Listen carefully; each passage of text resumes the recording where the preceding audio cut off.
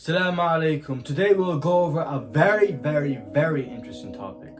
Now, this topic is about how the school offers you the slave mind. Now, we will have to quickly understand the concept of slave mind, which I coined it myself. Slave mind, in the way I depict it, is a man or a woman who is not free. That is basically a slave. And what exactly do I mean by not being free? So if a man and woman is not free, that means he doesn't have information. Information is what causes someone to liberate himself from all of the predestined chaos upon them, right? For example, if you were aware that there was another alternative to school, which there absolutely is, and it's called self-education, you would absolutely take it. But the thing is that you don't have a teacher. There's nothing in the world that can help you but yourself.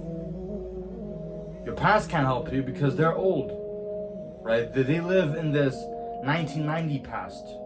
You live in this era and you grew up with technology and you're watching content like this, so you're absolutely not some normal person watching this on a daily basis. Maybe you're an adult watching this, maybe you're like I, teen, but you're absolutely not a regular person watching this. So, as I said, firstly, it enslaves you in terms of restricting information, like I previously explained. Second, how it restricts you is that it has way too much power. Now let me explain what power means in the first place, so that you do not get mixed up. Power is one's ability to control people and events. Now, when I'm talking about people, I'm talking about aka you. You are directly impacted by the control of power by the school. The school has so much control over you, you don't even know. It controls when you sleep, when you eat, when you wake up. It controls these three factors, right? When you can eat is when you are allotted lunchtime. You can no longer eat when you're in class, right? You have to sleep at a regular time, because if you don't sleep at a regular time, you won't be able to wake up properly. If you don't have the proper amount of sleep too, then what's going to happen is that the teachers are going to see you're performing very low. You're very tired in school. They're going to report this to your parents. Parents are going to get involved. Parents will say, oh, what is this? And they're going to restrict you and discipline you in that manner. Nothing wrong with that. But I'm emphasizing the fact that they have so much control over you. If the school had a chance to have someone rebellious and someone obedient, they would absolutely take the obedient. Because imagine everybody just sitting down and no one made a joke, everybody was just serious, really taking note.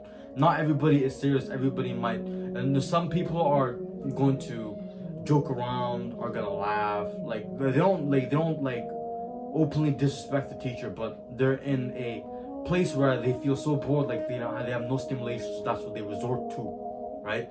And I completely agree, it's kind of boring in class, but like I usually sleep, I don't like cause chaos with the teacher. But rebellious people are the type of people they don't want, because imagine if you have rebellious people. They will cause commotion, all of this, for good or worse, right? And the school system just has way too much power on you, right? Let me give you a very specific example. Let's say you're in class. To go to the washroom, you have to raise up your hand, ask the female teacher, can I please go to the washroom, instead of you actually going to the washroom.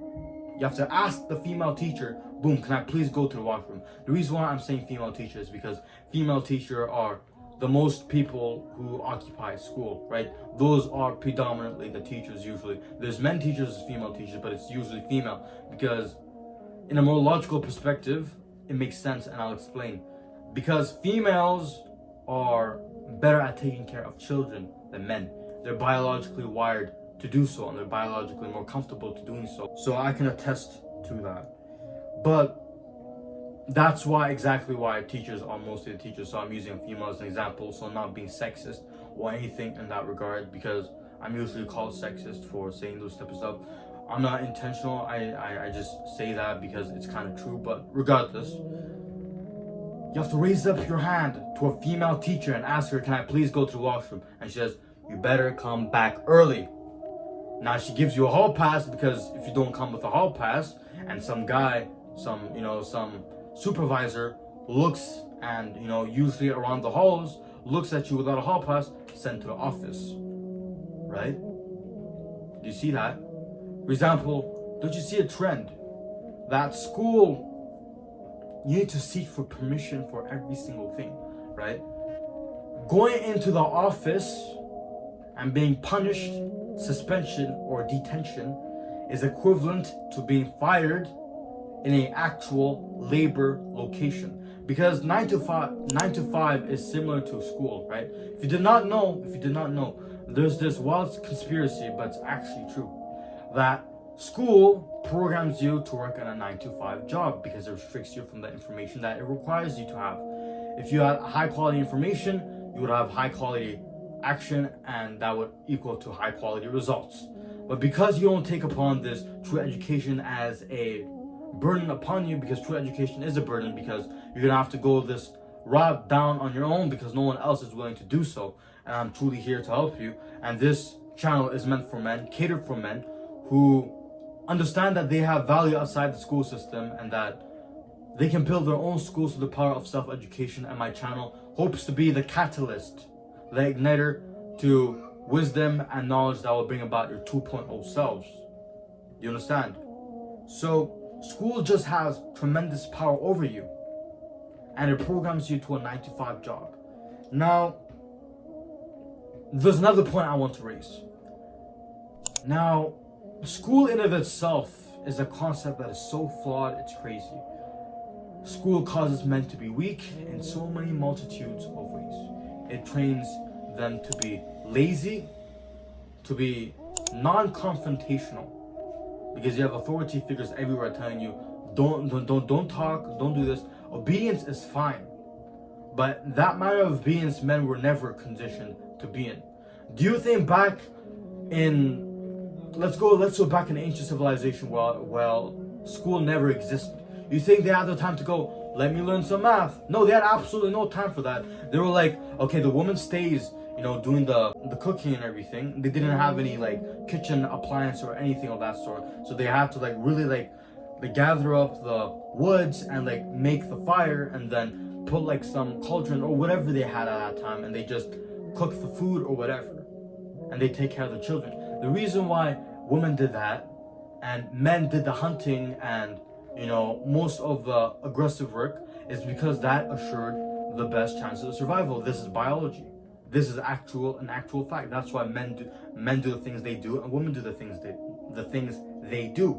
The reason why back in the ancients women were not in the hunting position is because if one person, man or a woman, performed their tasks horribly with no precision, what happens is that every single member of that group dies as well with them. Let me give you an actual example. I've researched this. I know exactly what I'm talking about. Let's say there was a hunting group, right? There was a leader, right? And this leader appoints everybody a specific task to do in the hunting process. You cannot hunt on your own. This is the easiest way to get yourself killed. You're literally facing mammoths or whatever. I don't know how back we're talking about, but let's talk about I don't know what are the type of animals that are aggressive, but there was no guns or of any sort, or there's nothing at all. There's no advanced equipment. All they had is arrows and all that stuff, right? And they had to chase for food, right? They need meat. So what they have to do is one would be appointed for scouting, right? They have to scout the area because there was also enemies as well. There was a village and there was also another village, and they were all against each other, right? They created these small alliances in the past, and they had to keep these alliances strong, because if their alliances were weak in any way, and if there was distrust that was formed from within the alliance, this would cause death, right? This would cause death among all alliances as well. So they had small alliances created together, small villages, and they would hunt for food. And they also had established territories, because if someone from the opposite territory came into the territory they did not belong on, they would be dead on the spot. Okay, I'm talking about the ancients. It's very different from nowadays, right? There's no fighting and all. But let's say that a man was appointed with scouting. If a woman did a horrible job at scouting, everybody would die. Let's say the woman or the man said, oh, everything's clear, there's no enemies there, and let's say there was an enemy hiding like with camouflage suit way beyond their time, and they just made camouflage suit and they had like advanced weapons, all the members would die because of his uninformed crappy decision. Everybody would die, right? Because of his one crappy decision of saying, so he needs to be trusted, right? So they put loads of trust in them because everything is formed by trust, right? Everybody is trusted, because if there's any distrust, then that would ensure the possibility of death amongst each other. So scouting is a main task that they had, and then all of them, they were appointed to hunting, and they had different positions, whatever and what so not. And you did not have the time to learn math. So if you sit down all day long, this programs a man to be sat down, to be like, let me be lazy, it's fine, because at the end of the day, when they come sitting down, all they do is come, sit, or sleep in their bed while having their phone scrolling up and say, oh, this, TikTok, YouTube, all this crap. That's what they do. So men are aggressive. If you boil them down to their core, they're aggressive. This is what aggression is. Aggression is not manly. And that contradicts the point I've said before, that if you boil down men to the very core, is that they're aggressive. They have aggression from within them. Now, aggression in of itself is not manly, because if that was, then every single man who lashes out is manly, and who is oppressive to both men and women. That's not manly at all, though. What is manly is controlled aggression.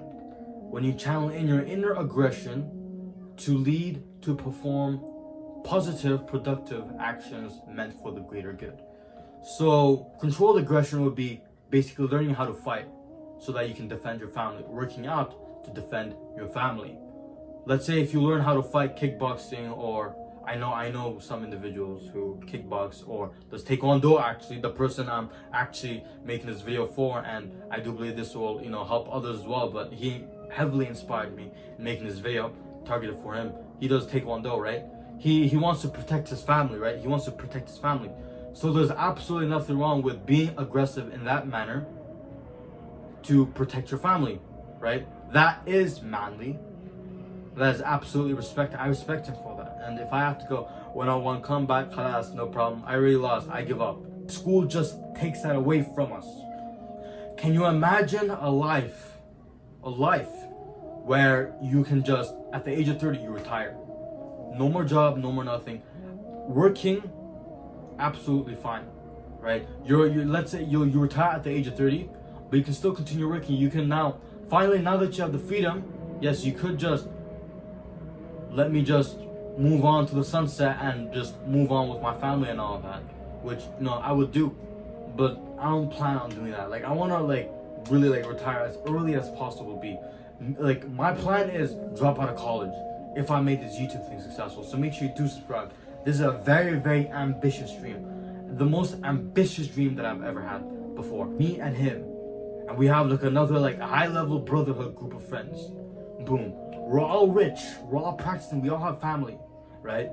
For example, let's say the guy is gonna have 2 wives, 100% 3 wives, you know what I'm saying? I'm gonna have 4 wives, alhamdulillah. We're gonna have, we're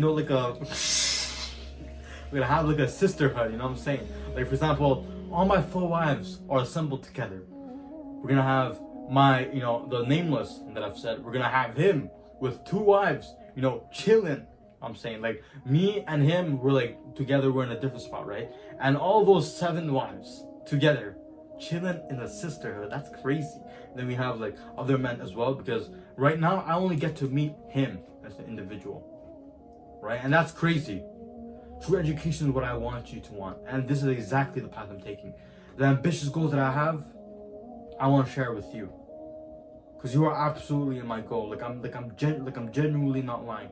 You are absolutely in my goal. That my goal cannot be achieved. I cannot get the financial freedom that I desire without not pushing past the first requirement, which is helping. If I can't even impact you, I cannot make financial freedom a possibility. I cannot make YouTube where I make it a job of mine, while I actually help you and supplement you with information that I truly believe is phenomenal and life-changing in that sense. So make sure you do subscribe, like, and press the notification button so that you never miss an upload. And make sure you do check my other videos. Assalamu alaikum.